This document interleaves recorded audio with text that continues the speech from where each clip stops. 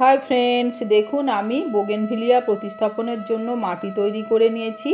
एर मध्य आछे समपरिमाण बाली, माटी, भार्मिकम्पोस्ट और যতটা बाली নিয়েছি तार अर्धेक परिमाण सिंडार। और এই माटी तैरिर भिडियो आमार चैनेले आछे, अवश्यई आपनारा सेटा देखे नेबेन।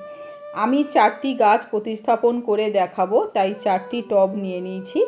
আর টবের মধ্যে যে ছিদ্র আছে তার মধ্যে দিয়ে নিচ্ছি একটা করে উল্টোনো খোলামকুচি।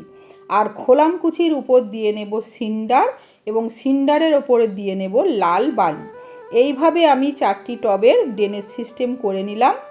এই 4টি গাছ আমি প্রতিস্থাপন করব, যেগুলো আমি কিনে নিয়েছিলাম 15 দিন আগে। এইবার আমি 4টে টবের মধ্যে কিছুটা করে মাটি ভরে নেব। তারপর আমি গ্রো ব্যাগ থেকে গাছগুলো বের করে নিচ্ছি এবং কিছুটা করে মাটি ঝরিয়ে নিচ্ছি। যারা নতুন তারা এটা করতে যাবেন না।